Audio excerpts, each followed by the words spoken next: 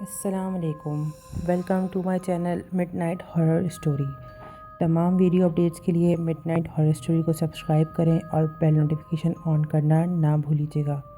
تو آئیے سنتے ہیں آج کی ویڈیو میں کسی کی زندگی پر بیتی ایک خوفناک اور دلچسپ کہانی۔ یہ اس وقت کی بات ہے جب میں 20 سال کا تھا۔ میں اکثر شام کے وقت اپنے دوستوں کے ساتھ کرکٹ گراؤنڈ میں کھیلنے جاتا تھا۔ ایک شام دوستوں کے ساتھ کرکٹ کھیل کے جب میں واپس آ رہا تھا تو گراؤنڈ ہمارے گھر سے کافی فاصلے پہ تھا اور واپسی میں مجھے بہت دیر ہو گئی تھی۔ راستے میں ایک بڑی نہر پڑتی تھی۔ میں اپنی سائیکل پر اس نہر کے پاس سے گزر رہا تھا کہ اچانک میری سائیکل کے سامنے ایک بہت بڑا پتھر آیا اور سائیکل اس پتھر سے ٹکرائی اور میں اپنا ذہنی توازن برقرار نہ رکھ سکا اور نہر میں گر گیا۔ مجھے تیرنا نہیں آتا تھا لیکن ہاتھ پاؤں میں مسلسل مار رہا تھا۔ اس نہر کا پانی کافی گہرا تھا اور میں اس پانی میں آہستہ آہستہ ڈوب رہا تھا۔ بہت ہاتھ پیر مارنے کے باوجود بھی جب میں پانی سے باہر نہ نکلا تو میرے ہاتھ پاؤں بے جان ہو گئے اور میں نہر میں ڈوبتا چلا گیا۔ میری آنکھیں بند ہونے لگیں اور میں بے ہوش ہو کر پانی میں ڈوب گیا۔ اس کے بعد کیا ہوا مجھے کوئی علم نہ تھا۔ پھر جب مجھے ہوش آیا اور میں نے اپنی آنکھیں کھولی تو مجھے ہر طرف اندھیرا محسوس ہوا۔ میں نے ادھر ادھر دیکھنے کی کوشش کی لیکن میں اپنے ہاتھ پاؤں کو حرکت نہ دے سکا۔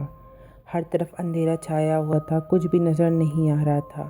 مجھے سمجھ نہیں آ رہا تھا میں کہاں پھنس گیا ہوں، میں کہاں آ گیا ہوں۔ میں نے ادھر ادھر ہاتھ ماری لیکن میں جہاں تھا وہ بہت تنگ کمرہ تھا جو کہ چاروں طرف سے بند تھا۔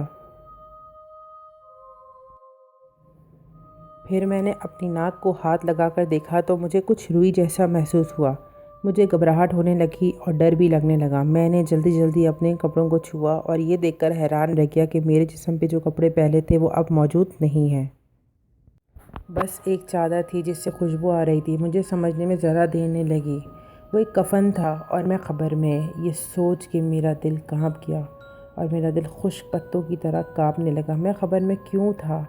میں تو زندہ تھا۔ مجھے وحشت ہونے لگی قبر کا سوچ کے اور میں وہاں سے نکلنے کی ہر طرح ممکن کوشش کرنے لگا، مگر قبر چونکہ مضبوطی سے بند تھی تو اس لیے میرے ہاتھ پاؤں ہلانے کا کوئی فائدہ نہ تھا۔ مسلسل 1 گھنٹے کی لگاتار کوشش کے بعد میں آدھی قبر گرا چکا تھا۔ میری سانسیں بند ہونے لگی۔ پھر مزید آدھے گھنٹے کوشش کے بعد میں نے اندر سے پوری قبر گرانے میں کامیاب ہو گیا اور قبر گرا کر میں باہر نکلا۔ اس وقت شام کا وقت ہو رہا تھا اور قبرستان میں کچھ عورتیں کھڑی تھیں۔ وہ عورتیں مجھے قبر توڑ کر باہر نکلتا دیکھ کر چیخیں مارنے لگیں۔ میں نے ان سے کہا جب کھڑی تھی تو مدد نہیں کر سکتی تھی، اتنی گرمی ہو رہی تھی، اندر میرا سانس رک رہا تھا۔ وہ عورتیں جواب دینے کی بجائے مجھے وہاں سے دیکھ کر بھاگ گئیں۔ سامنے کچھ نوجوان لڑکے بھی گزر رہے تھے، وہ بھی میری حالت دیکھ کے وہاں سے بھاگے۔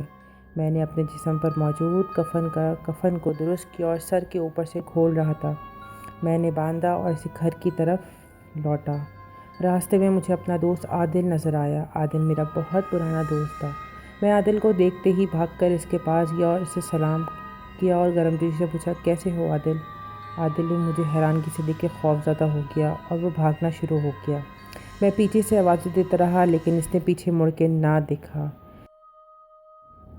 خیر پریشانی کے اس عالم میں مجھے اپنے گھر والوں کا خیال آیا۔ میں تیز قدموں سے چلتا ہوا اپنے گھر پہنچا اور مجھے گیٹ پہ کھڑا دیکھ کر میرے بابا مجھ پہ غصہ کرنے لگے اور ڈر کر کانپنے لگے۔ مما اور بابا جو لوگ مجھے وحشت سے دیکھ رہے تھے ایک دم کلمہ پڑھتے ہوئے گھر سے باہر نکل آئے۔ کچھ لوگ ڈر کے مارے کمرے میں بھاگ گئے۔ میں اپنے بابا کے پاس چلا گیا۔ بابا مجھے دیکھتے ہی الماری پر یوں چڑھ گئے جیسے ان کے جوڑوں میں درد رہتا ہی نہ ہو، مگر نہ جانے آج میرے بابا کیسے بروس لی بن گئے۔ میں نے بابا سے حیرت میں ہو کر کہا بابا میں آپ کا ہی بیٹا ہوں، مجھے پہچانیے۔ پھر میں اپنی امی کے پاس گیا۔ امی نے بھی اپنا چہرہ دوسری طرف کر لیا۔ میرا چھوٹا بھائی مجھے زندہ دیکھ کر بے ہوش ہو گیا۔ بابا نے مجھے غصے سے دیکھا اور بولے نکل جاؤ ہمارے گھر سے، ہم تمہیں دفنا چکے ہیں، تم ہمارے لیے مر چکے تھے بہت پہلے ہی۔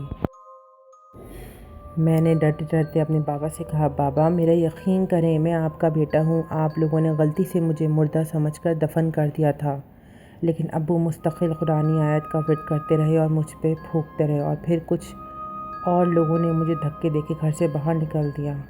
میں باہر چلا آیا اور باہر مجھے سامنے ایک مسجد نظر آئی۔ رات کا اندھیرا ہو رہا تھا۔ میں نے مسجد میں داخل ہو کر ایک کنارہ لے کے بیٹھ گیا اور اپنا چہرہ گھٹنوں میں چھپا لیا تاکہ کوئی مجھے پہچان نہ سکے، ورنہ کوئی مجھے مسجد سے بھی نکال دیتا۔ لوگ جب عشاء کی نماز پڑھ کر گھروں کی طرف جا رہے تھے تو میں ایک کنارے پہ جا کے چھپ گیا۔ مؤذن نے جانے سے پہلے پوری مسجد چیک کی، لیکن مؤذن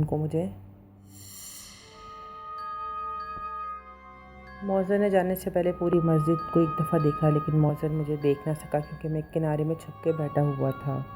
اس طرح امام مسجد نے باہر سے دروازہ بند کر دیا اور اٹھ کر چلے گئے، اور میں پوری رات مسجد میں بیٹھا یہ دعا کرتے رہا کہ اے میرے پروردگار، میرے گھر والے مجھے قبول کر لیں۔ صبح کے 5 بجے جب میری آنکھ کھلی تو میں نے دیکھا امام مسجد دروازہ کھول کر اندر آ رہے تھے، اور مجھے دیکھ کے میرے قریب آ کے پوچھا، آپ کون ہو بیٹا اور اندر کیسے آئے؟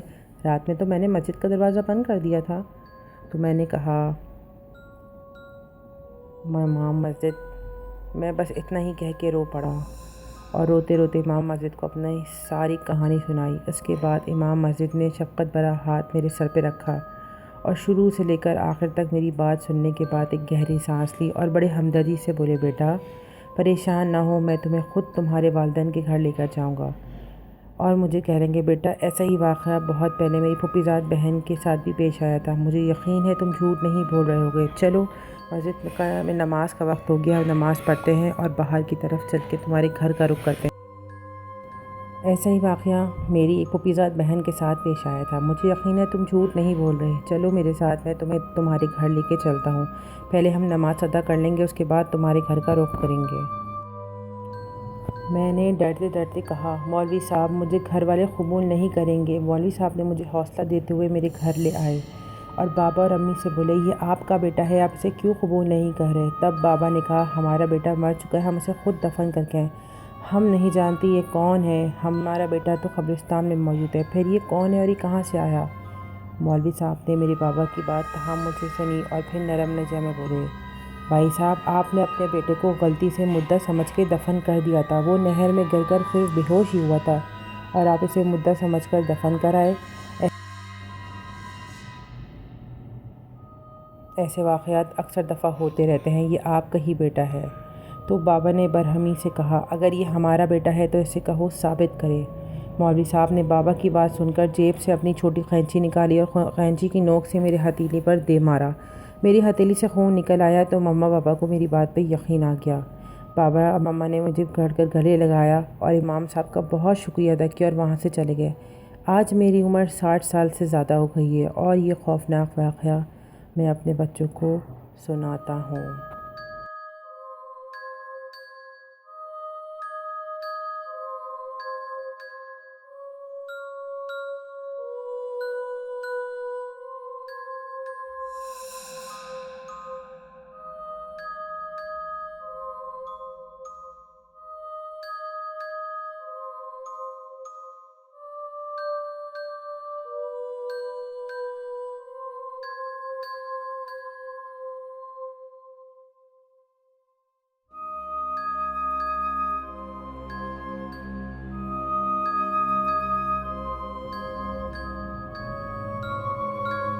ایسے واقعات اکثر دفعہ ہوتے رہتے ہیں، یہ آپ کا ہی بیٹا ہے۔ تو بابا نے برہمی سے کہا، اگر یہ ہمارا بیٹا ہے تو اسے کہو ثابت کرے۔ مولوی صاحب نے بابا کی بات سن کر جیب سے اپنی چھوٹی قینچی نکالی اور قینچی کی نوک سے میرے ہتھیلی پر دے مارا۔ میری ہتھیلی سے خون نکل آیا تو مما بابا کو میری بات پہ یقین آ گیا۔